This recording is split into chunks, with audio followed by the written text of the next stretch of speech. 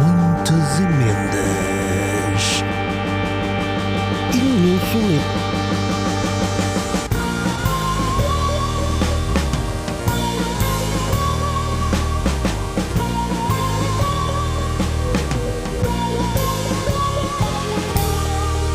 Com Daniel Cruz e Roberto Gamito.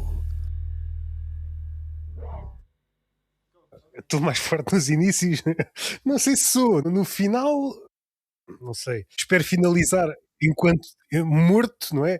Espero que pelo menos isso cumpra com alguma dignidade. Aqui está um morto que finalizou, efetivamente. Não quer dar incerteza aos outros, mas isto será que morreu? Será que não morreu? No futebol é capaz de ser o único meio do mundo onde se diz este gajo foi um grande finalizador. Nunca se disse de um escritor, este gajo morreu, finalizou como poucos. Será que com essa finalizou? Não sabemos. Posso adicionar aqui outra linha a esse raciocínio. Se calhar diz-se a mesma coisa dos snipers. Aqui está um grande finalizador. Também é verdade. Não são tão famosos, não é? Não geram tanto buzz nas redes. O que é que será que um sniper, eu sei que não íamos para aqui, mas o que é que será que um sniper faz nos tempos livres? Faz tiro de curto alcance. É um gajo que faz tiro. Será que ele na infância os pais... Porquê é que estás sempre no telhado? Deixa-me que eu estou a ver os gajos lá em baixo. Estou a mirar.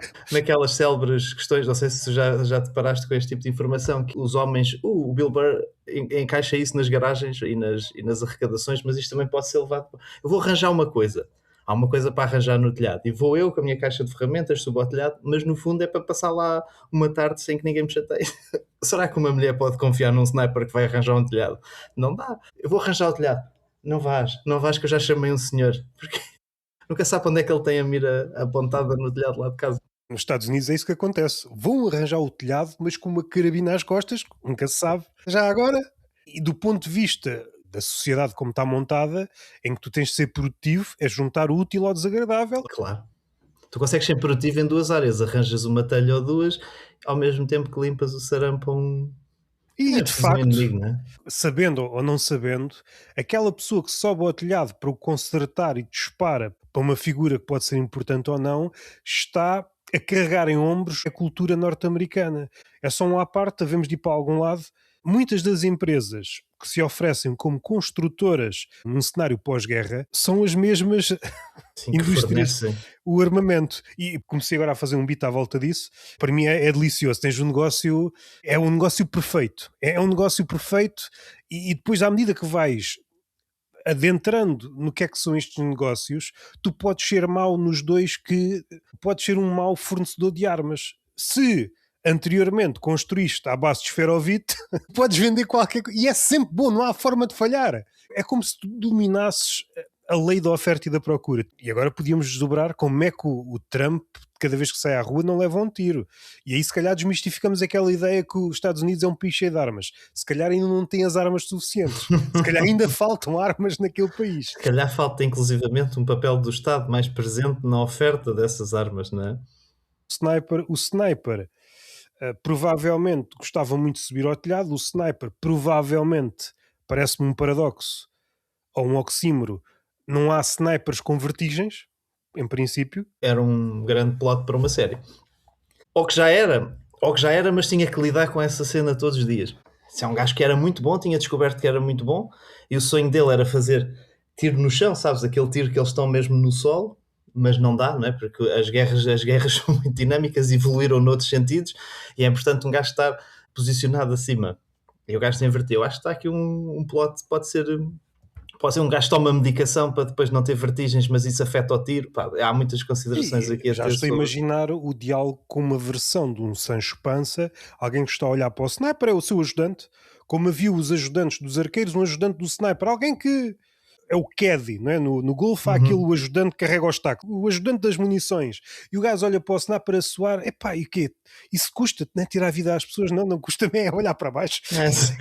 Essa parte não me chateia nada, os gajos é que estão lá muito em baixo. Eu não sei se conheces aquela série da HBO, que é do Bill Hader, que é o Barry. Não sei se já uma vez viste. Ok. Não vi toda, mas sei qual é.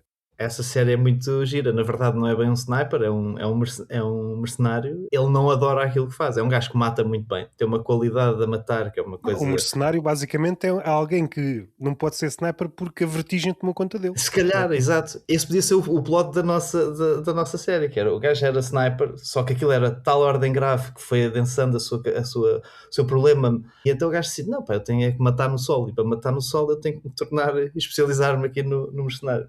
Mas essa série é gira porque ele de facto tem dúvidas internas muito maiores do que matar pessoas. Matar pessoas para ele não é muito relevante. Ele não se identifica muito com aquela vida. Não por matar pessoas, mas porque aquela vida não lhe diz nada, não lhe traz aquela chama.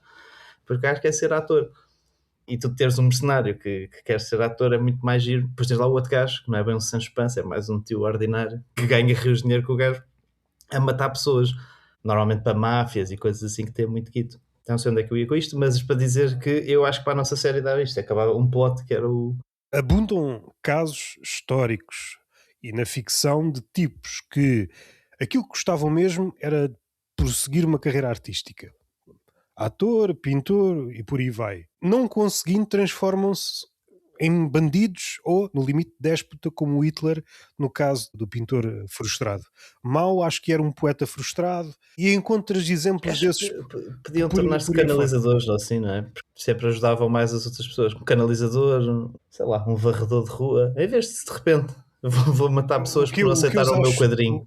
Eu fiz essa sugestão, não sei se foi aqui ou noutro local, era pôr snipers em sítios que poderíamos dizer viveiros de aspirantes a artistas.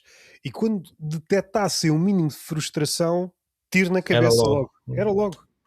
Eu acho que se pode evitar aqui. Se bem que também podes evitar, eu não sei qual é a percentagem de pintores, de maus pintores que depois originaram bons atores ou bons cantores ou não sei o quê, mas também se calhar vale a perda, não é? Vale a perda para não termos nenhum Adolfo, nem nenhum mau. Eu acho que pode valer. A nível de recursos, não é mais fácil isto do que pensar numa possível máquina do tempo para depois regressar, não é? Para matar o desgraçado que sem ele os livros de história quase que desaparecem, não é? Eu nunca tinha pensado nisto desta maneira, mas na verdade aquela ideia de que hoje os miúdos não perdem, não é? Hoje um miúdo não pode receber uma informação negativa, não pode gerar frustração na criança, nenhum comentário de um professor. Afinal, não é uma questão de politicamente correto, é uma questão de politicamente evitar chacinadores no futuro. Pode ser só, não vamos gerar aqui frustração, esse desenho está lindo, essa cara está ótima, é tudo perfeito, e depois ele vai para a vida e percebe que, olha, se calhar não tenho jeito para isto, vou antes ser barman. É a medida diplomática mais séria que se tomou na história da humanidade. Talvez, nós temos só observado... que não pode ser verbalizada se não perde o poder. Exatamente. É como aquele sketch da Porta dos Fundos, que é aquele cubo de Cúbico que não tem cores. E o gajo diz, o que é isso? E ele, então, é para a geração de hoje em dia, isto ninguém perde com este cubo, toda a gente sabe fazer. E se calhar é uma coisa boa. O Hitler, se na altura lhe tivessem dito, sim senhor, é igual, até são giros. O homem tinha ido à vida dele e um dia tinha dito, eu estou farto de pintar. Assim ficou sempre a achar, sou muito bom nisto. Se pudesse era ditador, mas agora já tenho 50 anos, já vou tarde. Já não tenho força anímica para isto. Gajo, pensar em ser ditador já toda a gente pensou. Num dia qualquer, no meio da estrada. Sim, à sua maneira, claro que sim. Já é a força, é o vozeirão. Um gajo afónico nunca pode ser ditador. Pois não. E eu já vi quando vou à bola, eu não dava mesmo para ditador, que eu 5 minutos depois de mandar ali 2 ou 3 gritos de já não tenho, já pedi um chazinho de casquinha de cebola, que eu já não. É isso, cada um remete só que pode. Tem que ir para sniper do ditador, não posso ir. Mas tu tens boa voz para ditador. Tenho de mandar os papéis. É melhor despachar-te com as candidaturas. Não sei como é que estamos de candidaturas, mas... Não é uma coisa que eu me visse a fazer assim durante muito tempo.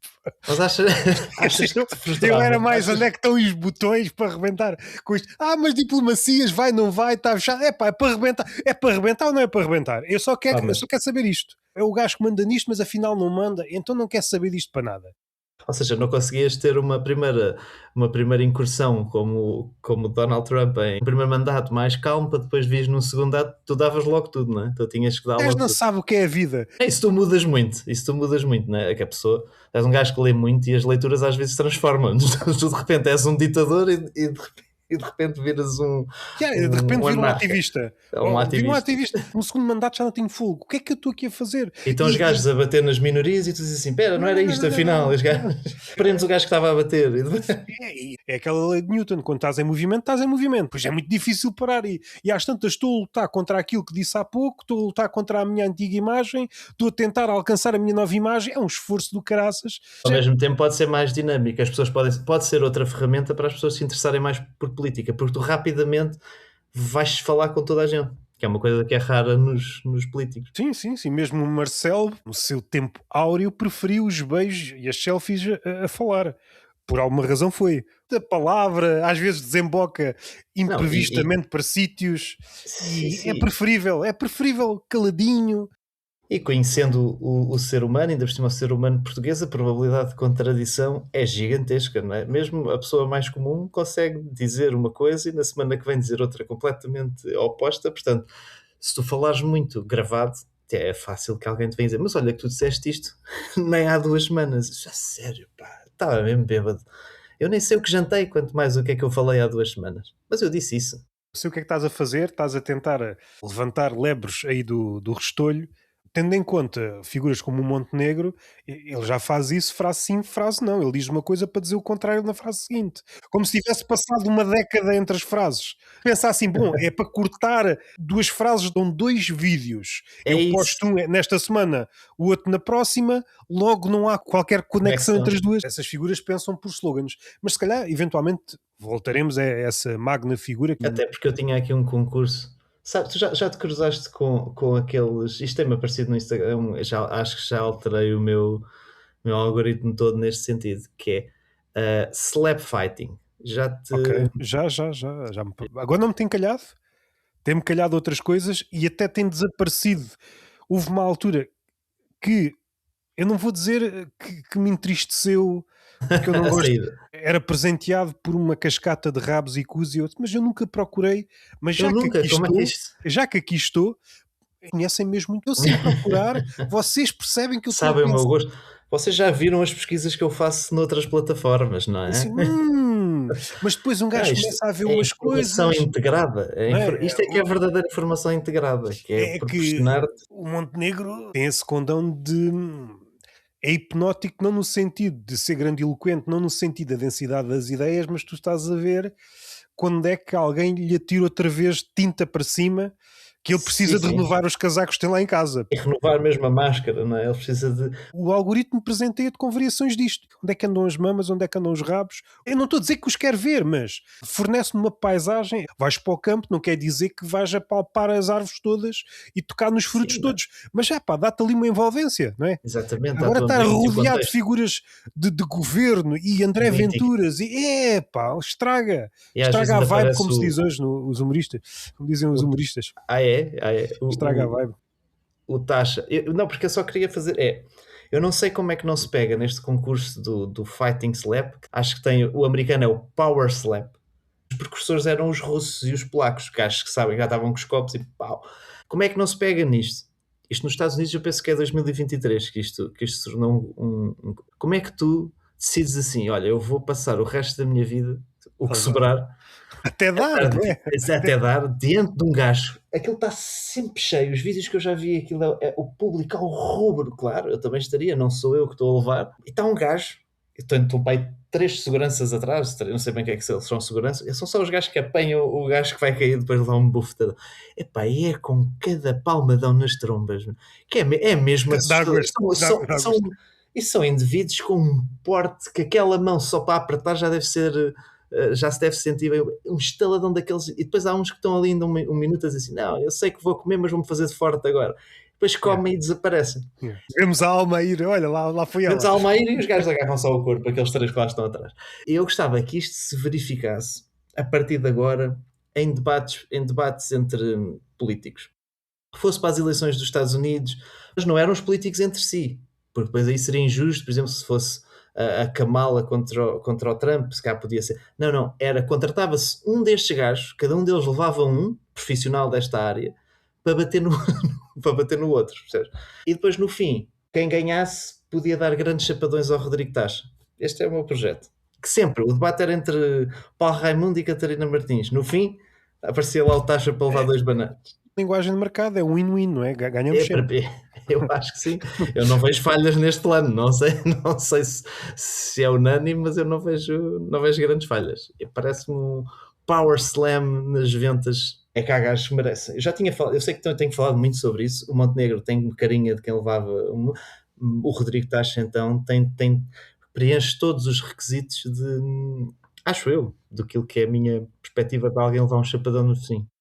Antes de chegar ao Chapadão, que me parece uma província deliciosa, se a ideia é passearmos o nosso corpo e a nossa mente nas ideias, entre aspas, do Montenegro e a sua comitiva, e simpatizantes e supostos detratores, ou aquilo que também já dissemos, programas de comentário político em que é tudo à direita, depois andam ali a simular um contraditório que... Até têm dificuldades. Os gajos já começam, antes de entrar em direto, já estão a dizer assim: o que é que eu posso dizer para parecer que isto é um debate sério sobre alguma coisa? O que é que eu posso dizer que pareça assim um bocadinho, de centro-direita só, para parecer que estamos a discordar? Qual de nós três é que... Tenham calma no que eu vou dizer. Mais de esquerda. Não digas isso. Não digas isso. Exato. Não uses essa palavra. Essa palavra não se pode... É que no outro dia, tu cofiaste a barba e houve um gajo chamado Rui Sinel... cá está, um gajo da extrema esquerda aqui. Cá está. E vi logo isto. Está minado de gajo de extrema direita. Da direita... Fugi uma boca para a verdade. É difícil mentir. A respeito do Montenegro, agora é o pacote laboral e eu vou meter férias. Eu vou sair mesmo no momento em que a coisa vai supostamente ser aprovada e quando voltar ao trabalho vou, em princípio, conhecer uma realidade completamente diferente. Para outro país. Não vai bem, eu agora vou aterrar num planeta desconhecido em que nunca fui lá, não há registros, e quando aterrar lá, espero que o meu equipamento me faça sobreviver durante uns tempos, sendo que a vida é impossível. Estas conversas à volta do tema do trabalho, do pacote laboral, têm exibido ainda mais a fragilidade do discurso, a crítica, o lado performático, discussões ou até a crítica performática. Indo um bocadinho mais para longe, já voltando, o António José Seguro teve ali um lampejo de esquerda. Mais uma vez, uma pessoa já está cá há uns anos, é difícil ser ludibriado por isto ou por aquele. Quando chega à altura de passar das palavras para algo mais concreto, anda aqui numa espécie de tango, até tirou a rosa verdadeira, substituiu por uma rosa de plástico, não vá ferir os lábios num espinho, e anda ali, os parceiros sindicais e o governo estão a chegar a um consenso, e tu, mas... onde é que isto... Tu passas em revista todas as notícias e os jornais e essa forma de procuras os parceiros sindicais, inclusivamente. Estou noutra realidade. Se calhar entrei ali na Marquise, quando dei conta estava no universo paralelo. A forma como se diz, sem vergonha, à frente das câmaras, sem gaguejar, e depois o Montenegro, a palavra que eles gostam mais, a democracia, cuidado com a democracia, cuidado, não maculem a democracia. Só que chegamos a um ponto em que, no caso do pacote laboral, é muito visível. Ninguém quer negociar, ninguém na parte do governo, ninguém quer negociar, é isto, claro, e tem de mamar com isto, e depois diz, mas não queremos mamar com isto. Então vou levar isto para o Parlamento, que é onde eu sei que isto vai passar. Enquanto propagandeamos que estamos a chegar a um bom sítio, mas depois as centrais sindicais, não, mas a gente não recua nada. Vamos falar do outro lado, cala-te para aí que tu estás a dizer uma coisa dissonante do meu discurso, cala-te para aí. E estou a pensar nos políticos mais moderados. O nosso presidente foge a uma análise crítica, é aflitivo. É aflitivo. Diante de um problema, foge dele. É sempre. Diante de um problema, agora tens de mostrar o que és. Não quero. Não quero. Sim. Aliás, eu não sei se viste as declarações do Tiago Oliveira, da CGTP, à saída da reunião com o presidente, e o que ele diz é exatamente isso. Ele deixa ali no ar a ideia de que se o Seguro quer ir com aquilo que disse na campanha e que também o fez ganhar a parte que não iria votar nele à partida, não é? Exatamente. Ou se jogou a cartada do Ventura, porque na verdade o Ventura também foi sempre muito... o Ventura ia para um lado e para o outro. Sim, sempre que percebia que isso era um tema mau, ele dizia, não, por nós não passa. E agora vê-se que por nós não passa, agora não interessa porque faltam não sei quantos anos para as próximas eleições, querem lá saber do impacto que isso vai ter. E o que o Tiago Oliveira dizia ao Seguro era precisamente que agora era o momento de ele disse estas palavras na campanha e que por ele, se mantivesse exatamente como está, era inconstitucional, o pacote não poderia passar, e a verdade é que se passam aqui já um mês e não sei o quê da sua tomada de posse e não há assim um posicionamento muito forte ou muito... Uma das partes mais difíceis de aceitar que isto seja uma negociação é de facto que já foram feitas reuniões sem a UGT, que é capaz de ser a frente sindical mais assim em linha com o que diríamos que é um PS, não é? Muitas vezes não foi chamada e agora está a ser, e provavelmente é aquela com quem é mais fácil negociar. E depois a CGTP que não é convidada para nenhuma reunião e quando é meio tipo, isto já está resolvido, vamos avançar para outra. Olha, isto não se cumpre e a reunião dura 5 minutos quando a CGTP está presente. E a CGTP, como se sabe, é de facto aquela que está numa luta mais forte pelos direitos dos trabalhadores. É, na verdade, a única instituição, se calhar, que pode lutar um bocadinho por alguém. Mas a verdade é que, e o Tiago Oliveira diz isso mesmo, que é se o governo, depois destas reuniões todas, decidir levar isto ao Parlamento, é claramente o sinal de respeito que tem pelos seus cidadãos, que na verdade a sua maioria são trabalhadores. E, portanto, acho que a mensagem está passada, eles estão-se borrifando e, na verdade, que é isso que eu acho que é difícil de perceber no conjunto de informações que ouvimos sobre isto, é que o pacote laboral também não é benéfico para as pequenas e médias empresas portuguesas, ou seja, não é para esse empresário que... Esse empresário faz parte do trabalhador prejudicado. E às vezes falta falar um bocado sobre isto. Estão todos no mesmo saco. Os únicos beneficiados são de facto os grandes grupos económicos, aquelas multinacionais que têm já bastante facilidade em fazer as coisas à sua maneira e muitas vezes com o aval do governo, seja financeiro, seja de outra ordem, que vão continuar e até vão adensar o seu privilégio e a forma como vão tratar os trabalhadores e como vão esmigalhar os pequenos empresários também. Portanto, eu não vejo como é que isto pode ser uma boa alternativa. O que me preocupa é que foi criado ao longo de muitos e muitos anos o trabalhador português precário para a maior parte das pessoas. É só mais uma coisa, já somos tão precários que isto vai ser só mais um bocado, isto não tem assim tanto impacto. Ou se tiver, de facto, as próximas eleições têm que dizer alguma coisa em verdadeiro contrário disto, porque é muito evidente que a maioria parlamentar quer esta coisa e que essa coisa também é possível que vá acontecer como está, exatamente como está, e não com negociações, porque vai ser votada positivamente na Assembleia. Né? E logo aí, os 3 partidos estão apresentados, os 4, na verdade, partidos estão apresentados e será que isso vai ter um impacto real nas próximas eleições? Ou não sei, porque de vez de facto que quando os partidos à esquerda falam sobre isto, mas o que é facto é que eles não têm depois repercussão no eleitorado. E isso é a coisa que eu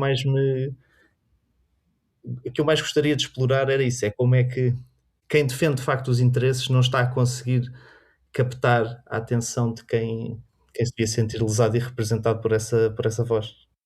Ainda que falem todos de maneira diferente sobre o mesmo tema, mas sem ser o LIVRE ninguém tem próprio... E mesmo a representação do LIVRE, os 3 partidos têm o quê? Pá, nem sei, 7%, né? Se tanto. Sim, ainda estamos bem longe de oferecer uma linha que não dependa da visão economicista mais associada à direita. É sempre uma visão subsidiária de... Não é nos mesmos termos, mas é aquilo que os filósofos às vezes fazem, focado na ideia da atenção e da economia da atenção. Surge um filósofo, não é bem economia da atenção, ecologia da atenção. E de repente, durante uma década, toda a gente fala, olha, o salto. E um exemplo ainda mais possante e matéria de muita comédia, ainda não foi escrutinado a esse nível, nem sei se vai, porque nós também já não estamos na época das minudências, seria de alguma forma espantoso fazer uma espécie de genealogia das palavras atreladas ao capitalismo, desde o início até agora. Volta e meia surge uma palavra atrelada ao capitalismo, nós pensamos que agora, capitalismo tardio, uau, carazes, uau, o pós-capitalismo, Pós-capitalismo, exato. o capitalismo da vigilância, oi, este agora descobriu uma coisa nova. Eu acho que andamos todos aqui a embandeirar em arco. Se fosse uma maçã, tu dirias, é fase de podridão, a primeira fase de podridão, a segunda fase, e depois o decrépito e já são só fungos, não é? Mas isto também exibe a nossa fase de estetização balofa. É a única relação possível com o mundo. Não é uma estetização vigorosa, é já uma estetização balofa subsidiária de outras, carcomida, porque nós, enquanto homens não somos homens no verdadeiro sentido da palavra, somos uma espécie de misto entre turista e consumidor, logo não temos dentes. É por isso que o mundo nos é servido em doses bem regulamentadas, e isto entre aspas, porque é feitas a meias por um nutricionista e barra gestor, por isso oscilam, podem ser mínimas, podem ser máximas, dependendo daquilo que querem que entre na nossa corrente sanguínea. Como foi tudo compartimentado, a ideia que me parece forte, um lado pouco explorado quando se critica que alguém é conspiracionista ou teórico da conspiração. E eu estou a pensar só no pensamento digno desse nome. Atualmente, quando alguém interliga várias ideias, eu já levantei o véu quando no episódio anterior, ou A2, falei do Gonçalo M. Tavares, mas agora se calhar consigo fornecer outra pasada de robustez a isto.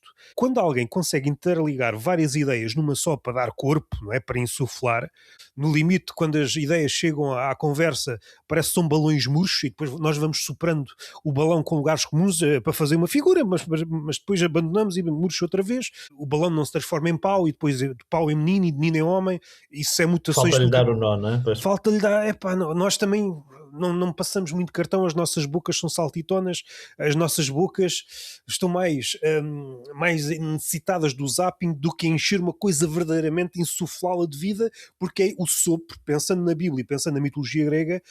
Se bem que a mitologia grega tem aqui um lado mais humano, parece-me que Zeus, para dar vida ao homem de barro de Prometeu, foi com cuspo, foi está aqui, e o gajo...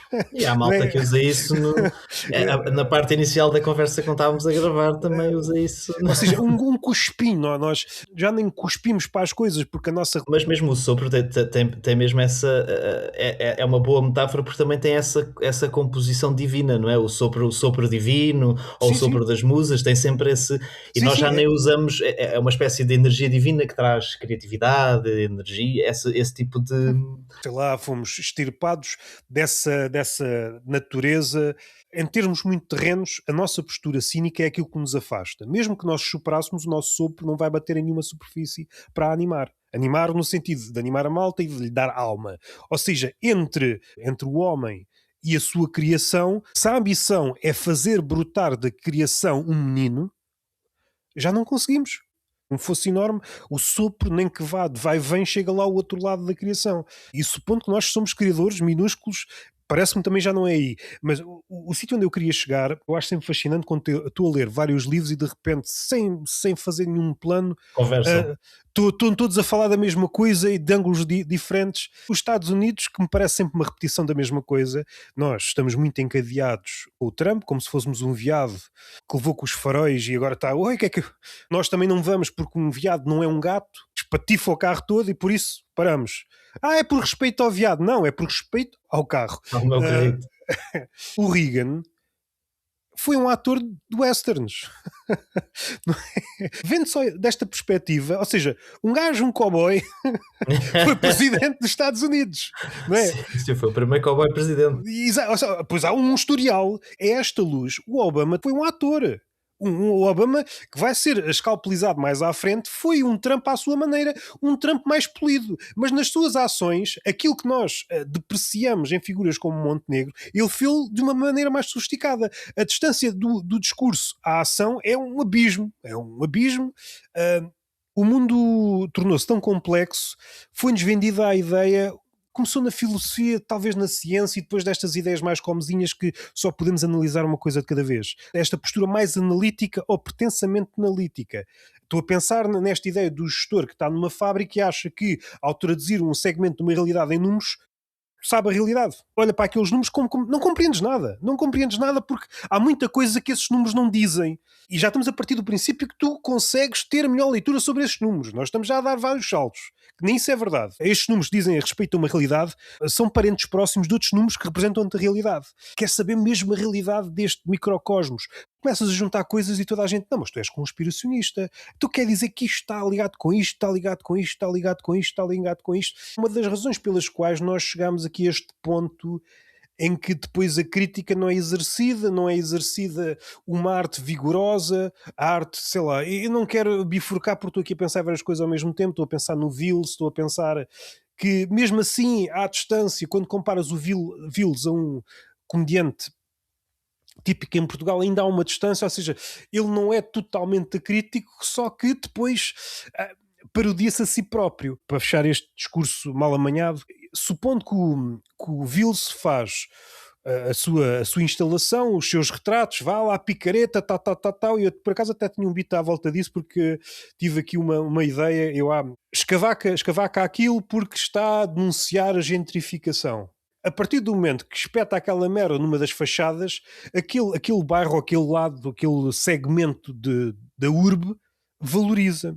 E valoriza de vários pontos de vista. Exatamente, nem que seja planeamento e territorial, mas também turístico, e acaba por ter uma contribuição direta para aquilo que critica. No limite, ele é um catalisador da especulação.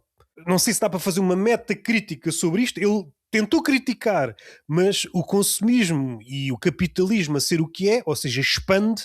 Este é o lado delicioso. É quase impossível fazer subversão nos moldes em que nós estamos.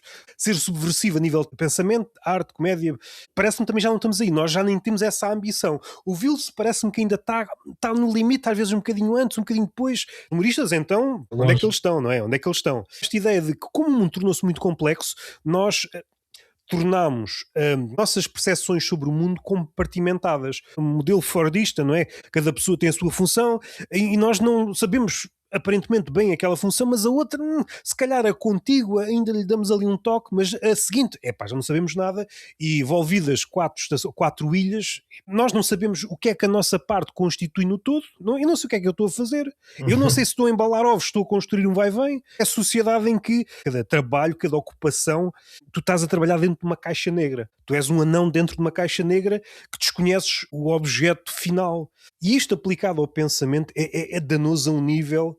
Nem estou a pensar na teoria da conspiração propriamente dita, estou a pensar num gajo que consiga pensar, e pensar é sempre estender os tentáculos, porque há muita coisa a contribuir.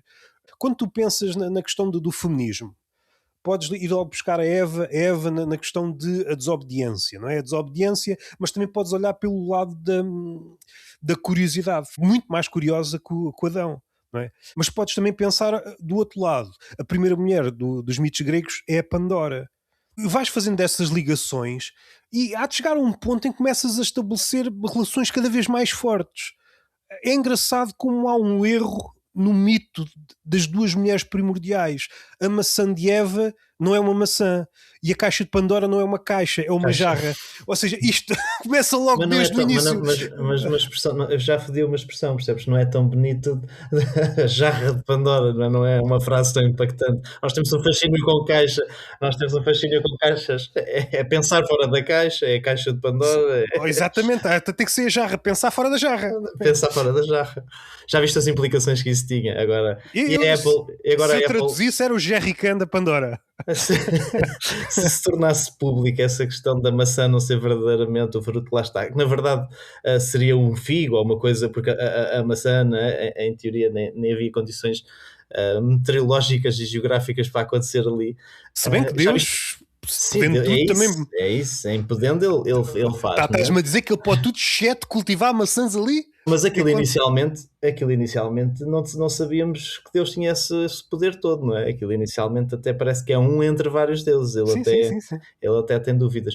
Mas eu ia levar isto para outro sentido. Mas eu só quero aqui sumariar, tendo um pensamento em constelação e não um pensamento, e aqui é pensamento entre aspas, ou uma pose anti-intelectual, que é aquela que graça quer mais à direita, quer mais à esquerda, é uma pose que abomina o pensamento propriamente dito, o pensamento selvagem, na medida em que quer estabelecer ligações. Tu dás-te conta que quase todos os pensamentos desembocam numa abstração ou num dogma, ou sei lá, no mercado, no capitalismo, ou espetas um adjetivo numa palavra já gasto e pensas, grande inovação, não é? É um rebranding. Estás sempre no limite, são Salvador Martinho em catadupa. Capitalismo tardio, e crias palavras como o ecocídio e estás sempre a saltar de palavra em palavra sem atacares em nada. Começas a construir isto, pensando na Eva e em Pandora, a fundação disto tudo foi construído num terreno de erros, nas 1000 interpretações disto, nas pinturas, nas interpretações, depois há interpretações sobre interpretações e até o infinito, está tudo construído em cima de um erro. E pior, e depois ainda tens o mais recente, não é? Que já vem no Novo Testamento, que é tentar encaixar uma personagem nos mitos de um texto que já continha erros. Então esta vai à força para ali, que o gajo há de encaixar neste Messias que os gajos tinham aqui, nem que eu tenha de dobrar todo. E entra assim, é assim que esse judeu entra como o Olha, cristão. isto para não dizer nada, assim, muito sinteticamente, E bem, é muito difícil conseguir dar nós e exercer diplomacia entre as ideias para tentar criar algo mais pujante. A partir do momento que crias uma ligação, principalmente se for áreas tipicamente distintas, aparece logo um sensor, não, não, não, não, não, não. É sempre um agrimensor de áreas bem delimitadas. Ganhávamos mais se fôssemos uma espécie de diplomata das ideias, e diplomata a início, mas depois também, sei lá, um bárbaro, e fizéssemos com que elas aquelasem à força toda para dar mais ninhadas. Depois olhamos para o mundo e se a nossa cabeça está compartimentada, é evidente que aí sim, as teorias da conspiração canónicas. A nossa percepção do mundo é uma coisa muito reduzida. Se nos aparece um cenário mais musculoso, epá, nós só conseguimos lançar um mini. É isto que nós temos, esta mini explicação, cá vai. sim, tu tocaste aqui em vários pontos interessantes e começando desde logo pelo do Donald Trump ser, ele no fundo é um sintoma do país onde vive e não uma abstração e uma exceção. Ele é Não, só não, não, mais não. um, o que ele casa Isso aí é logo um dos erros. A é mesma mesmo. coisa com o nazismo. Os nazis, o Hitler e até o fascismo, como um desvio da história, não se está a ir ao fundo da Olhar, questão. exatamente. E no caso do Trump, eu acho que o mais evidente é que não só ele é um portador dessa mudança e se calhar a sua melhor voz, mas é no discurso. De facto, ele tem um discurso que é completamente disruptivo com todos os seus antecessores. Não é o conteúdo das suas ações e do que os Estados Unidos fazem enquanto país interno e externamente. Isso é só mais uma voltinha no carrossel da vida política dos Estados Unidos. Agora, o discurso, claro, nunca ninguém disse eu vou lá, vou limpar o sarampo ao presidente, trago-o para cá, aqueles redutos vão ser todos meus. Nunca ninguém disse isto, mas fez exatamente isto noutros sítios, não é? Só que esta sinceridade também depois expõe a fragilidade do pensamento, a fragilidade das decisões. Muitas vezes ele está em conferências com os seus pupilos e queima-os em praça pública. Isto foi a ideia deste gajo.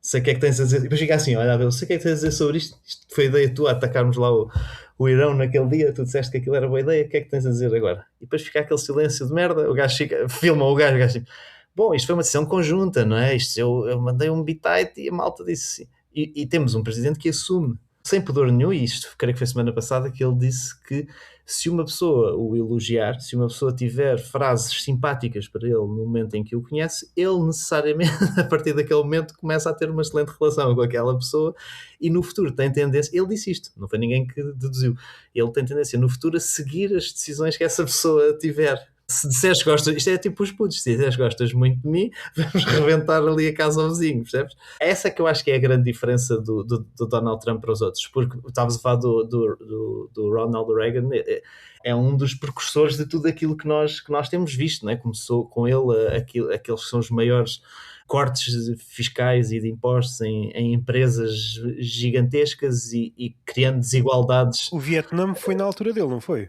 Foi. Aquela ideia de guerra sem sentido, como se houvesse algumas com sentido. Tudo o que ressalta daí, é claro que já estamos a uma distância, mas os testemunhos dessa altura são muito parecidos aos de agora, por isso... Exatamente, foi uma intensificação militar na altura e até que ficou conhecido como aquela história da Guerra das Estrelas, que era um investimento massivo e foi a questão da Guerra Fria, aumento de déficit orçamental norte-americano, ou seja, ele foi o grande precursor deste caminho sem volta dos Estados Unidos. Portanto, as coisas interligam-se e não são propriamente atos isolados. Até nessa teoria que tu estavas a dizer, de que convém cruzar as coisas, é exatamente isso. É não achares que quando aparece um indivíduo deste, por exemplo, o próprio Ventura, ele não é um ET aqui. Como se vê, ele veio dar voz a um pensamento existente. Ele não inventou esse pensamento, ele corporizou numa força política que uma data de gente muito endinheirada, desde Gulbenkians a vários, Gulbenkians, os patrocinadores da Gulbenkian, como é que se chama, do Champalimau, ou seja, todos esses gajos que investem naquele partido e que investiram muitos milhões de euros naqueles partidos, sabiam que ele tinha por onde crescer, porque conhecem o país onde estão do ponto de vista social e político, que é, tu sabes que encostas as pessoas à pobreza e que elas vão virar umas contra as outras, não é ciência propriamente por descobrir, isso é algo bastante utilizado em alturas mais extremadas, portanto é normal. As pessoas começam a comer cães e gatos, não é? Isso é agora lá naquele país liberalizado que a iniciativa liberal. De cada vez que há uma notícia, há dias saiu uma notícia a dizer que, como é que era? Que a inflação era histórica na Argentina. E então esse grande deputado da iniciativa liberal, que é o Gonçalo V. Cordeiro, embandeirou aquilo e disse: Giro que disto ninguém fala, não vejo isto na comunicação social. Eu disse: eu por acaso também tenho pena, porque se a comunicação social falasse mais do Milei, tu não vinhas dizer tanta merda. É mérito, sem dúvida nenhuma, baixar uma inflação que foi sempre muito alta nas últimas décadas na Argentina. É óbvio que é algo de assinalar, mas é importante ler à volta disso. Mais uma vez, não olhares para um dado isolado e ires ver tudo o que há à volta. Primeiro, percebes que o Milei, cada vez que fala de inflação, ele não entende o conceito de inflação. Eu também não entendo, mas eu não sou presidente de um país, não é? Acho que é interessante que ele saiba tanto de inflação quanto eu, não é? Que eu vou à Wikipédia, leio o que é inflação, fico mais ou menos para 2 semanas, fica aquilo na cabeça e depois passa. E ele também, quando ele justifica estas variações, é dos discursos humorísticos mais... Eu não sei como é que está o humor na Argentina, mas aquele momento é stand-up comedy puro, que é ele numa sala, ele por cima está num púlpito a explicar que o que está a acontecer, porque agora parece que entretanto houve outra vez aumentos de inflação e o gajo não está a conseguir explicar bem aquilo, porque cortou por todo lado, já não há mais por onde cortar, e depois ele entra em discussões, não sei se também tiveste a oportunidade de ver no Twitter com o seu antecessor. O que vai acabar por acontecer, o lado do Trump, que é inclassificável na medida em que ele gera tanta coisa, mesmo com uma vida dedicada só a seguir as coisas do Trump e as repercussões, o homem é virtuoso nisso. No ano passado, os números do desemprego, não sei como é que estão, se melhoraram ou pioraram, mas Nos subiram Estados Unidos tanto ou na Argentina? nos Estados Unidos, e ele, diante dessa situação, de quem por direito tinha como missão indicar nos números, primeiro despediu, não é? E depois disse para não falar mais nisso. É decisivo nos números. Nós vivemos numa sociedade aparentemente analítica. Os números dizem-nos tudo, nada fora dos números, não conseguimos extrapolar nada, somos, psicanaliticamente falando, somos subinterpretadores da realidade. Já não há sobreinterpretadores, porque aí entra na tese que és um conspiracionista, no sentido mais valioso do termo. Unires as coisas, mas com um vigor intelectual extraordinário. Nós somos subinterpretadores. Era isto que eu queria dizer, mas pronto, havia aqui um lado que eu não cheguei lá. Às vezes era preciso largar tudo para largar tudo. Perdi-me nesta parte. Na questão dos gatos e dos cães, que por esta altura também já deviam votar, porque chega sempre e um os ponto burros, agora também, assim, quem é que são, quando isto piora muito, é a carninha deles que vai para o tacho. Porque do ponto de vista deles vocês até há dias estavam a fazer festinhas, estão-me a aproximar demasiado do fogão.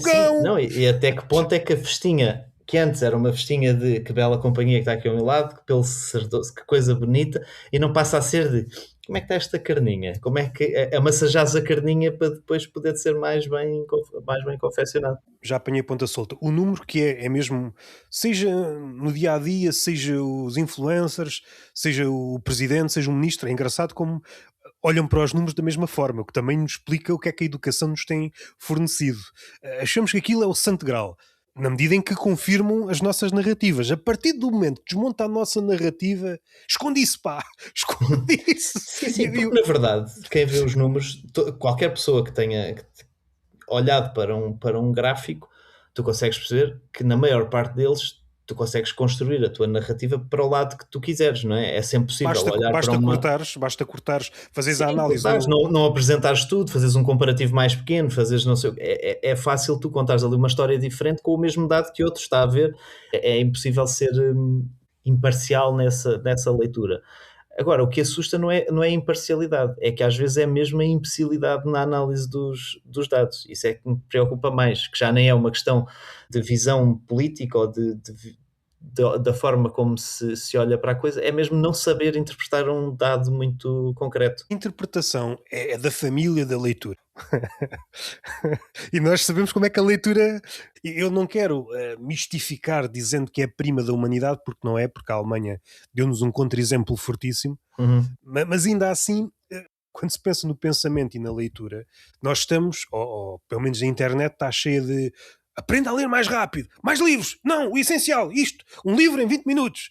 E estamos a saltar. Lê-se numa manhã, lê-se numa tarde. Lê-se numa manhã, numa tarde, lê-se bem. Isto lê-se bem. Vemos um livro que é um clássico, chegou a nós pelas correntes, não sei quantos Camões tiveram de passar daquilo de mão em mão para chegar aos nossos dias. O veredito, lê-se bem. Lê-se bem.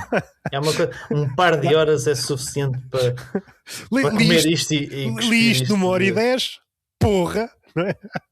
Esse é o fenómeno Goodreads, é o fenómeno, é a estatística aplicada a tudo, é quanto tempo, mas isso nos próprios e-readers e não sei o quê, nas aplicações que tu podes usar para ler PDFs, uma das primeiras coisas que aparece logo lá, num dos cantos, é o tempo que tu vais demorar a ler aquela página. Eu muitas vezes, como já disse, sou uma pessoa realmente que lê muito devagar. Se eu ler nessas plataformas, a dada altura a aplicação vai começar os gritos comigo a dizer: isto era 1 minuto nesta página, seu animal, o que é que tu estás a fazer? Há 5 minutos a ver esta página. Dá um belo sketch. Estás numa página bué da densa, voltar para trás e de repente há alguém e de repente há alguém na empresa, temos de mandar um gajo à casa do outro. Este gajo ou teve um ataque epilético, sei lá, este gajo está todo fodido a olhar para uma página há 5 minutos, o gajo está aqui há tanto tempo e agora recuou-me 3 páginas. O que é que este gajo está a fazer? Este gajo está perdido, com todos os algoritmos todos, só se calhar mas nós queremos extrair dados deste cabrão e o gajo não avança. Depois de repente és um outlier naquele relatório mensal, não é?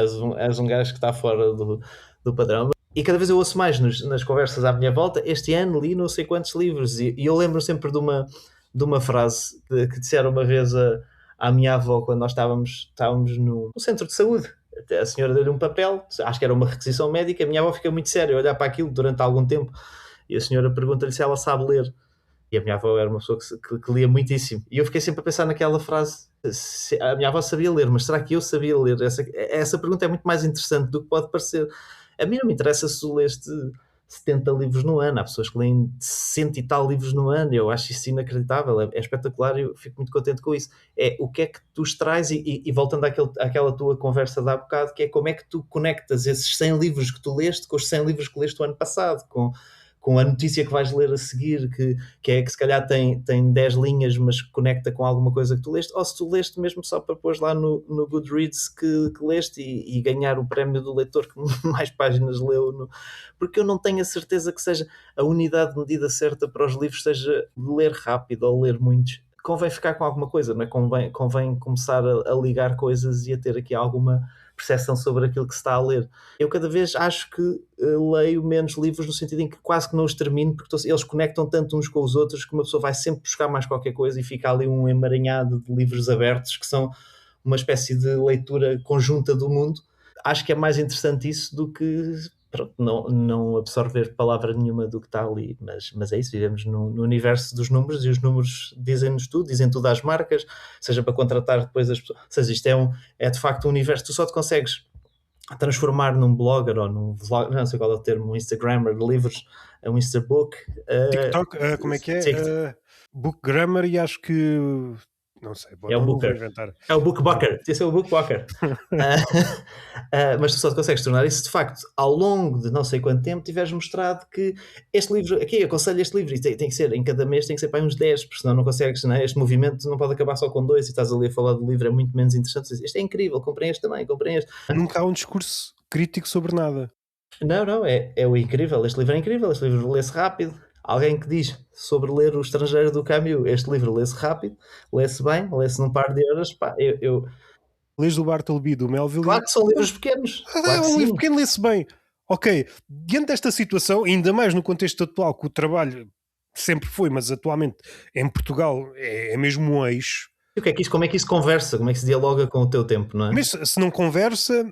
é porque estás numa posição em que, parabéns, conseguiste sair das malhas. Mas se calhar até, pensando numa pessoa em específico, se calhar já foste vítima de algo parecido e nem te deste conta. Passaste uma experiência transformadora e não deste conta que esse livrinho, essa novelinha, esse conto está a falar sobre ti. O lado mais espantoso, um livro está a falar exatamente da tua situação e tu não dás conta.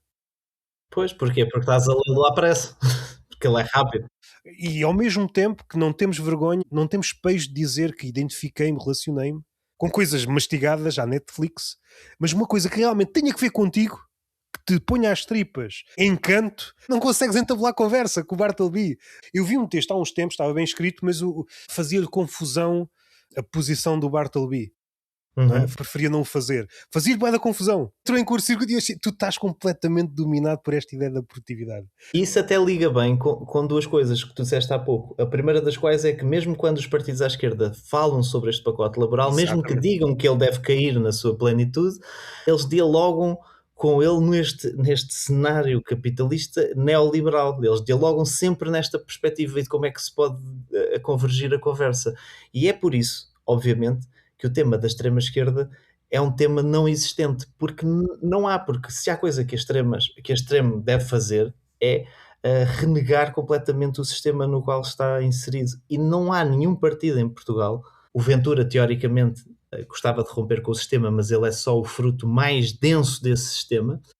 E à esquerda não há nenhum partido verdadeiramente fraturante com o sistema. Pelo contrário, são partidos que conseguiram...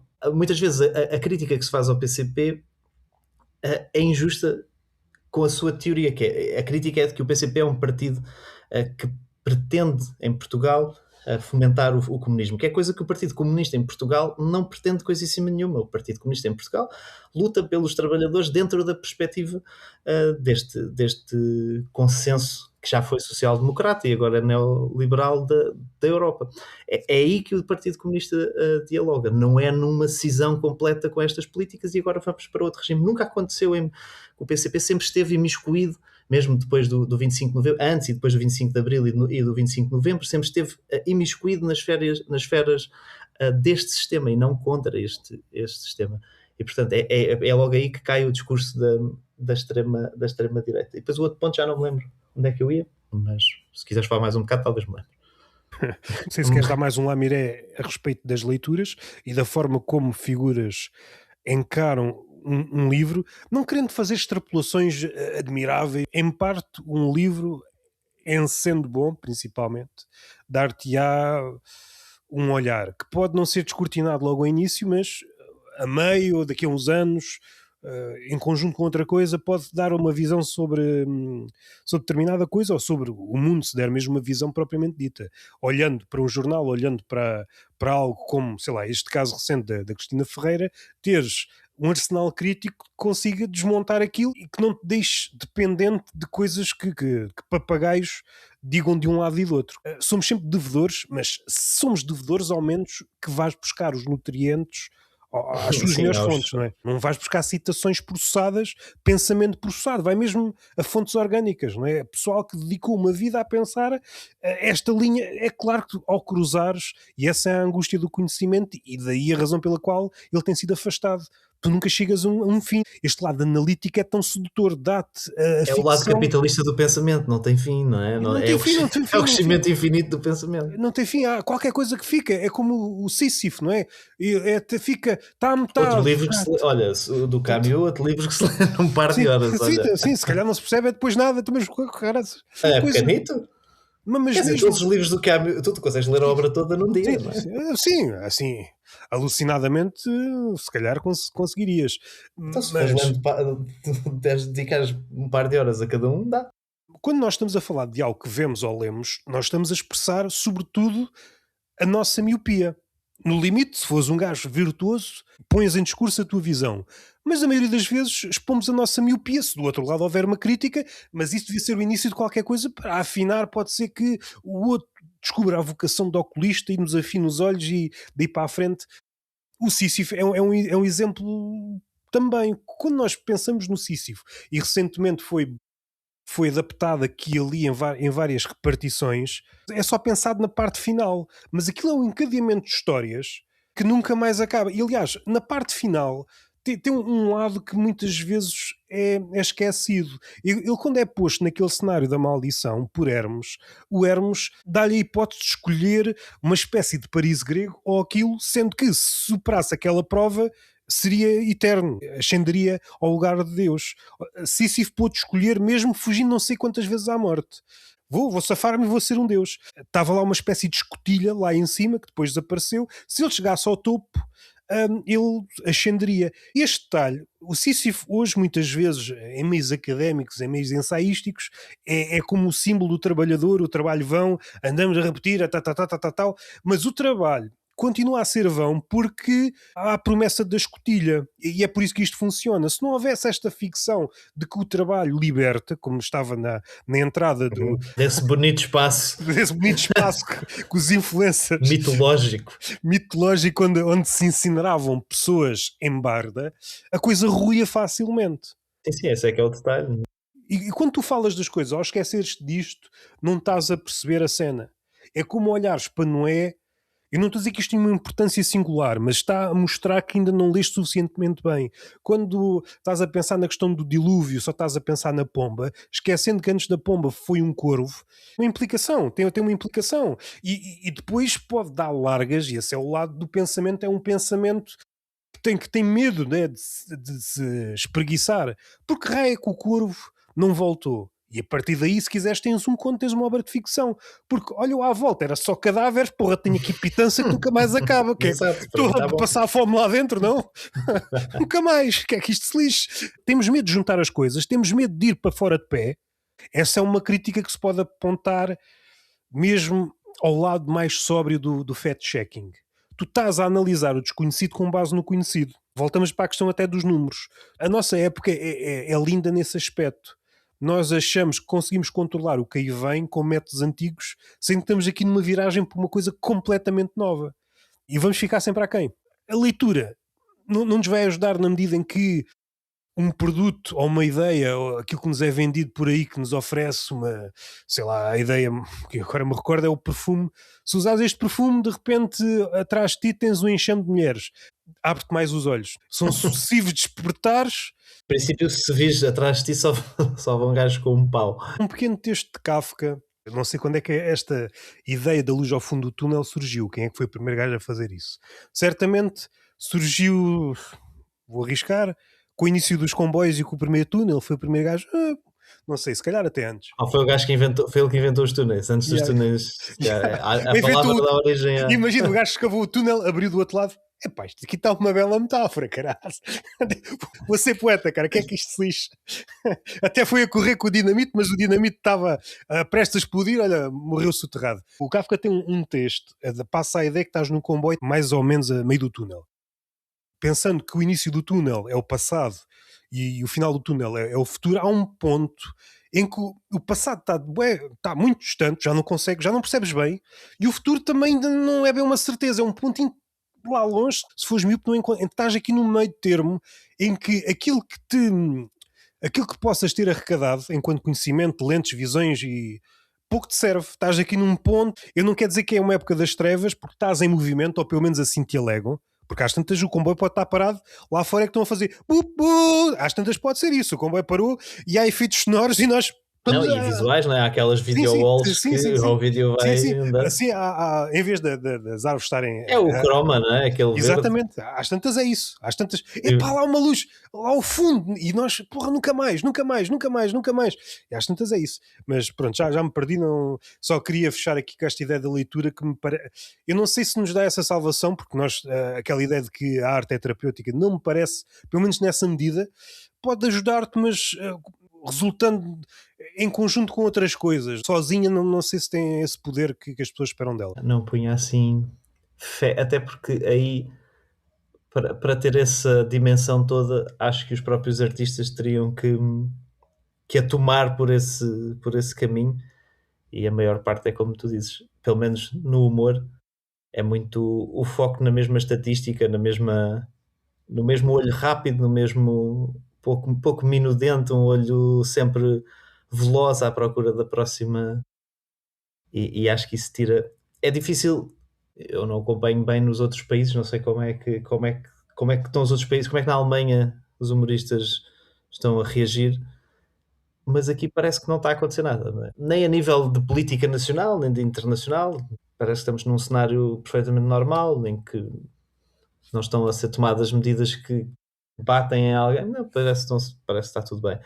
E logo aí eu acho que, respondendo a essa questão acho que não pode ser a salvação, porque também ela não dialoga com o mundo real, não é?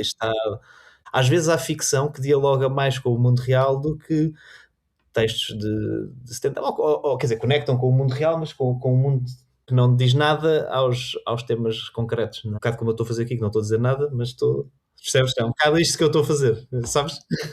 Mas por vezes nós deambulamos. Aqui não é questão do medo, ainda não há um fim em vista. É normal que andemos às voltas. Não? Mas isso preocupa-me um bocadinho, que haja este espaço. Se calhar é um espaço que irá ser ocupado por alguém que ainda não apareceu, não é? Ou que, por exemplo, eu não sei se já tiveste contacto com o Sacha Baron Cohen, está a fazer um filme novo. Que já a fazer, não, ele já fez, acho que já, inclusive, já saiu o trailer, que é o Ball Up, penso que é assim, em que ele faz um maravilhoso sotaque brasileiro a falar inglês. É como se ele fosse um senhor brasileiro a falar inglês.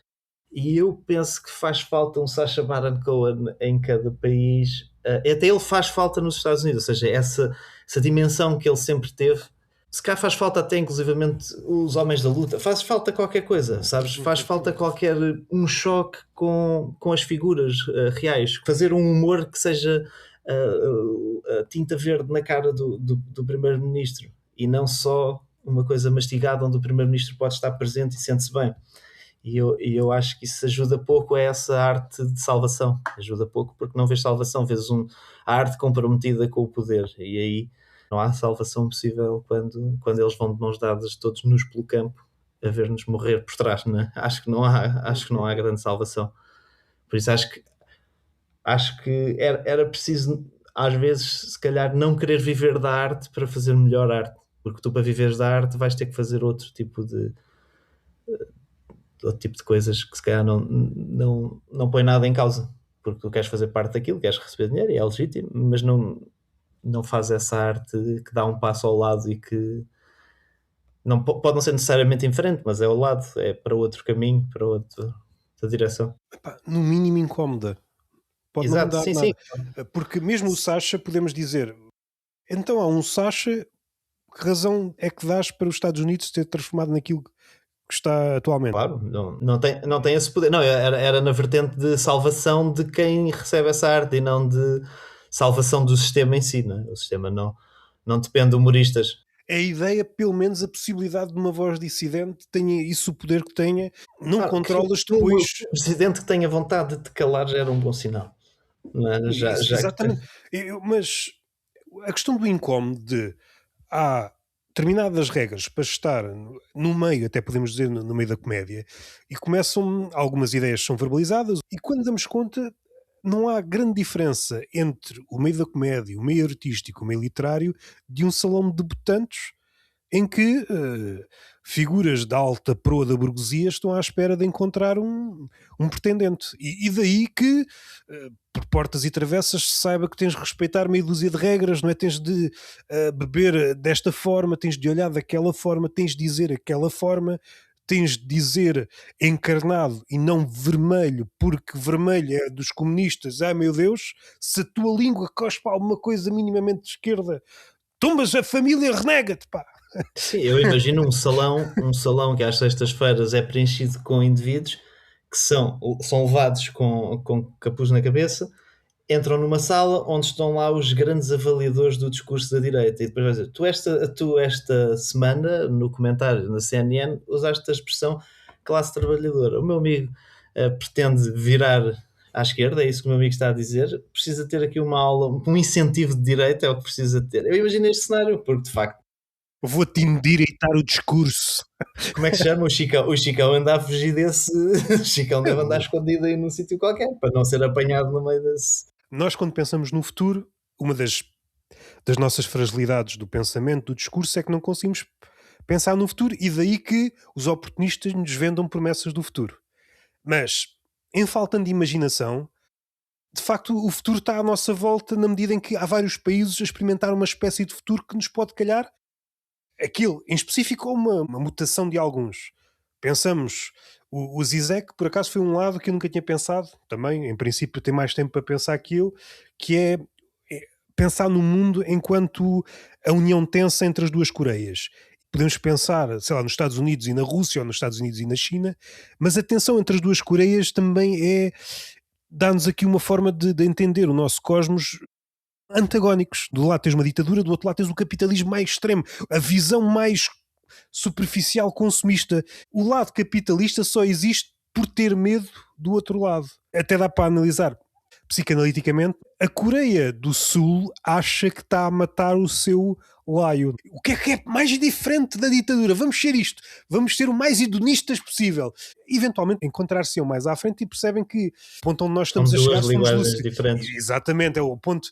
Podemos olhar para os Estados Unidos e o desnorte a vários níveis. O distanciamento entre o discurso e a ação, a questão das estruturas sociais, a questão do sonho americano, que se fosse bem dito era pesadelo americano. A Rússia como um Estado opressivo, uma oligarquia, sei lá, o lado árabe totalmente dependente do petróleo, e depois a questão do branding, quando levado a um extremo, consegue tapar uma carnificina, como se o verniz do branding de repente apagasse tudo. Pô, tem dinheiro. E depois vê o pessoal dito ocidental passear em cima dos cadáveres, vamos lá receber o molho de notas. Olhas para a China no sentido que é uma potência em crescimento, mas opta pelo silêncio porque é uma espécie de ventura neste caso. Independentemente do que aconteça, eu ganho sempre. Por isso, Exato. Espero. Mas sim, podes indicar que é uma boa analogia, porque de facto para qualquer lado onde isto vá, a China vai vencer, e para qualquer lado que em Portugal se tente levar a aventura, ele também, seja para um debate em que se acha que se vai falar efetivamente de factos ou assim, ele vai ganhar a mesma. Depois tens outro. Vou dar este exemplo porque foi recordado naquele podcast que surgiu há pouco tempo, na Antena 3, ou agora é RTP. Bom, eu vou usar... Antena 3 não, Antena 1. É Antena 1? Eu vou usar o movimento das coisas é na Antena 1, Como é que se diz agora então? A nomenclatura nova? RTP Antena 1. Nem sei qual é a dúvida. Vou usar a nomenclatura antiga, vou-me acusar. Então, mas isso já me... Acho que a Marlete não pode interromper este podcast a qualquer momento, acho eu. Mas agora falaram de um país minúsculo ali da Oceania, o Tuvalu. Sim, eu ouvi. Em 20 anos a coisa que o valha vai desaparecer. Aquilo também nos oferece um futuro. Não ao futuro daqui a 20 anos, mas se calhar é Portugal daqui a 200 ou 300 anos. Para chegarmos a uma imagem do homem, ou aquilo que nós devíamos querer para o homem, é cruzar isto tudo. Juntando isto tudo, há alguma possibilidade de sermos aqui sem sermos demasiadamente amputados? É possível viver com isto tudo? Não dá para virar as costas isto tudo, porque se viras as costas uma, estás a levar com o outro de frente. Nós não podemos continuar a fugir das cenas. O Valui, se calhar, dá para outro episódio, que é mesmo muito engraçado. Um país vai desaparecer. Sim, isso corporiza aquela ideia que já tínhamos falado aqui e que se tem falado, que é nós mais depressa nos tornamos uns imigrantes do clima, né? A fugir das alterações climáticas do que bilionários. Portanto, mas acho que é a própria Mariana Oliveira que diz nesse episódio que de facto parece uma ideia sempre longínqua de que os efeitos mas eles estão aí já, e agora são mesmo práticos, ou seja, o que é que se faz quando um país está a desaparecer? O que é que acontece? Diplomaticamente, fisicamente com as pessoas, historicamente, culturalmente, o que é que acontece? Mas nós não podemos, porque a tecnologia não para, a evolução não para, Roberto. O capitalismo tem que crescer, ele tem que ir, portanto, não vamos estar aqui a falar sobre o Tuvalu. Enfaltando todas as possibilidades, ou seja, a parte humana que chega burocraticamente, quando chega já chega tarde, chega na mesma carrinha que os humoristas, somos sempre retardatários, é o humanista e o humorista. O humorista faz piadas próximas, não é? O humanista, não sei o que é que ele faz, é uma série que está à espera de ser feita, porque o Destino de Tuvalu expõe algumas das hipocrisias que tentam ser recaustadas aqui e ali pelos defensores do capitalismo, que num dos episódios, eu acho muito engraçado, vai buscar aquela ideia do episódio anterior, quando se tenta defender o capitalismo e os argumentos são sempre uma merda. Quando tu tens de ir buscar a bomba atómica, estás lixado. É a mesma coisa quando tens estamos num cenário de escassez de recursos e o teu argumento é: mas atenção que está-se a consumir mais calorias. E eu assim, porra, tu és filósofo, não é? Tu estás a avaliar a qualidade. A quantidade de alimentação processada aumentou em barda. Ok, e descartas tudo. Os defensores deste sistema neoliberal, capitalista, selvagem, deste facto, e isto é que vai salvar o meu discurso. Eu só tenho pena nesse podcast, como eu já te disse, que seja tudo muito curtinho, ou seja, que aquilo tem ali uma horinha, eles levam os temas e porque eu tenho a sensação de que se alguns deles falassem mais tempo, íamos ganhar muito todos nós E com isso, não é? Porque, para já, porque acho que a calma de Pedro Levi Bismarck enerva muito, não é? E depois o facto de muitas vezes trazermos esses argumentos de merda que dão para frases curtas e depois não há o contraditório porque não há tempo, e então as coisas ficam ali meio assim no ar. E é a única coisa que eu acho que eles iam ter uma versão extended para as redes, não é? Para quem quisesse, depois ia ouvir as 3 horas que eles tiveram a falar. Aquele podcast pedia um tempo Diogo Vaz, não é? pedia assim uma conversa sem compromisso horário. Mas pronto, eu percebo que na rádio não. nós já estamos a ir ao exemplo em que é uma pessoa competente, capaz, Uhum. e mesmo assim, para defender a sua dama, é o melhor que consegue, é isto. E muitas vezes eu não sei se é para defender a sua dama, é para tentar que não fique a ideia que o outro lançou de dúvida sobre a minha dama e que às vezes é lançada pela Joana Berto também, Mas, essa mas dúvida assim, sobre. a dama também não fica assim. Se é com Bem, isto que me protege, manda-lhe uma bazucada e ele uma folha de papel A4. Vai interromper aqui a trajetória da bazuca. Epá! mas de facto ele faz um esforço enorme para ir sempre dar a volta, Sim, só que é. no último acho que mais ou menos concordaram. Concordaram, Sim, sim, sim. se bem que eu não estou a pedir que concordem todos, mas Não, é interessante. acho engraçado é que quando se tenta defender o capitalismo, os argumentos são sempre muito frágeis, não é? Se tu tens de apoiar nesta questão ou o outro apoiar-se na bomba atómica, porra, bibliografia, para defenderes a tua dama é isto. Na questão do turismo é muito engraçado porque eles chegam a um ponto em que epá, não demonizem, mas se não demonizem, então o que é que tu tens a O que é que se dizer faz para com defender? isto? Não consegue dizer nada. Não digam que o turismo é a nova colonização, mas então o que é que é? Não Sim, é? eu não concordo, sim, ele não concorda com frases muito duras Sim, para a mas, sua realidade. mas depois também não consegue contrapor fortemente para desmentir aquela metáfora. Não gosto dessa metáfora. Sim, se tu cruzares isso, e isso não é muito difícil, Isto faz-me lembrar só aqui um apontamento. Estou a ler aqui algumas coisas sobre a Susan Sontag. Tem um livro que à volta das doenças em que ela sei. repudia algumas doenças enquanto E metáforas. até fala do amor na doença, não é? E do companheirismo. A dada altura desse Já, livro, não fala? desse livro já li há algum tempo, mas eu recordo desta parte. Ela era sobretudo crítica em relação ao cancro, o cancro Sim, como é sim, às usado. palavras, não é? Sim, sim, E à luta. mas depois ela esqueceu-se que mais tarde, numa entrevista, é o que eu estou a ler agora, e eu achei engraçado. Minha cabra, esqueceste disto. Numa revista, a Rolling Stone, salvo erro, se bem que a transcrição é muito maior do que se na revista. Ela diz que o homem branco é o cancro, e eu achei engraçado. Envolvidos não sei quantos anos, o cancro não é possível utilizar porque É a tal incongruência que nós temos. E ela vai aparecer. Se ela ficar vai no, aparecer, ela vai aparecer. Por isso é que a vantagem é tu seres incongruente num livro, antes num livro do que gravado, porque num livro a probabilidade de perceberem que tu foste contraditório é muito menor. Porque tem de ler as duas coisas. Tem de ler, tem de interpretar, são Tem de vários passos. memorizar, interpretar, Exatamente. e depois, mas será que foi outra? Se não, ou seja, há aqui muitas Será que confundi os livros? Estou a confundir. Agora, quando é dito, é dito. Mas eles falam. Há uma coisa que eles estavam a falar sobre a parte do turismo e a construção das cidades. Essa parte é mesmo muito interessante e que merecia mais tempo, acho que sim. Sim.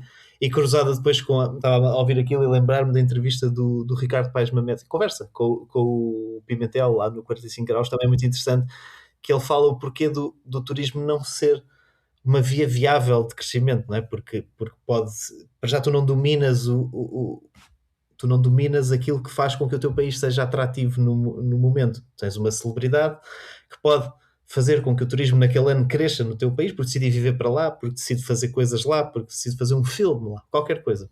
E ele estava a tentar explicar que isso não é um modo sustentável de crescimento económico, nem na visão capitalista da coisa. É que já tens malta a tentar dialogar com as palavras de lá para ver se mesmo dentro daquilo que vocês olham, isto não é o suficiente, não é? Isto não é suficiente para um país se desenvolver economicamente. Mas eles estavam a falar sobre a construção das cidades, até acho que foi a Joana Bertel que fala sobre isso. Há uma coisa muito interessante que há tempos vi, que era um exercício feito numa espécie de AutoCAD, em que de uma cidade, eu não sei se era Copenhague ou assim, que tiravas a parte onde os carros circulavam, ficava um espaço em branco e só tinhas visível o espaço por onde os peões podiam circular. Então, de uma cidade, o espaço que sobra para circulação é absurdamente reduzido. Ou seja, tu enquanto pessoa, enquanto peão, não podes circular na tua cidade. As cidades reduziram o espaço dos peões de tal ordem que, de facto, não é muito interessante que as pessoas circulem, que as pessoas se conectem umas com as outras e que se conectem nas vias digitais por onde hoje andam. E cruza com o tema que eles também falaram, e agora acelerando um pouco, que é o tema do isolamento, e que o isolamento acontece de forma mais pronunciada nas classes baixas, e se calhar isto responde à minha dúvida inicial desta conversa, que é o porquê dos partidos que falam a conversa que devia interessar às pessoas não estarem a conectar-se com essas pessoas, porque de facto, se tu tens o debate não chega às pessoas porque as pessoas não estão conectadas umas com as outras, ou seja, cada uma está na sua vida, então não há uma luta, a luta no sentido mais clássico do termo, a luta dos trabalhadores não existe porque não há coletivo, não há um coletivo, há uma fragmentação total, só as classes mais altas é que têm espaço e tempo para se encontrarem. Isso depois também se vê no desporto. Estava a pensar enquanto os ouvia que desportos é que vão sobrar para os que não têm tempo livre, para os que não têm espaço para o praticar, não é? Porque os miúdos antes jogavam a bola na rua, agora não jogam. Tu já nos Jogos Olímpicos de Inverno não vês pobres, porque os pobres não têm capacidade de desenvolver esportes de atividades de inverno, porque têm que estar a trabalhar e estar em casa para não morrerem. Na Argentina tem que andar a caçar gatos e cães. Isso pode ser um desporto, não é? Isso pode ser um desporto onde a Argentina vai ser fortíssima no futuro. A apanha do gato, há pouco o gato ainda por cima é um animal, não é? Eu acho que é uma coisa que podemos também ver futuramente, é que o que é que sobra para as pessoas que não têm tempo livre? O que é que fica tanto para discutir politicamente?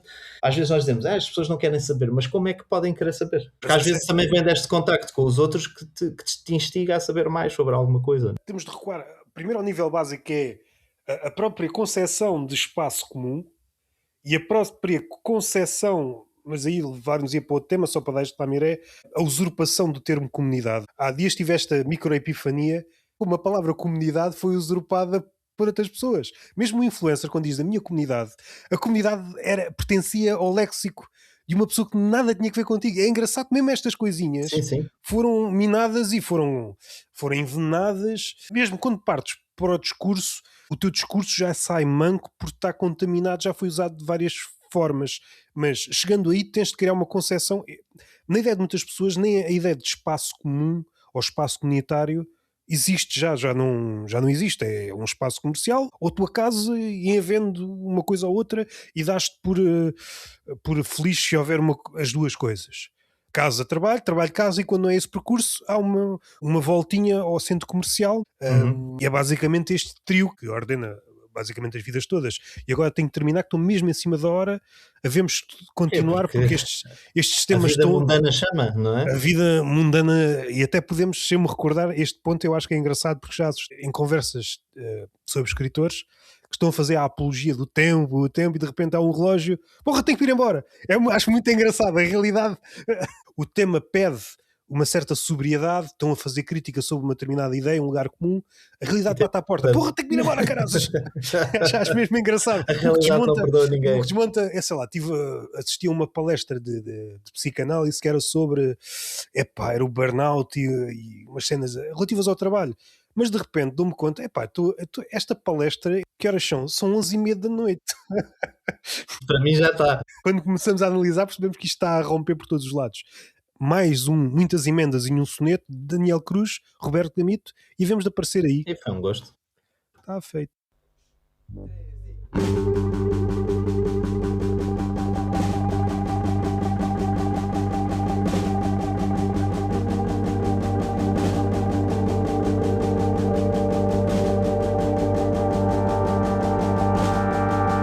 Muitas emendas em um soneto.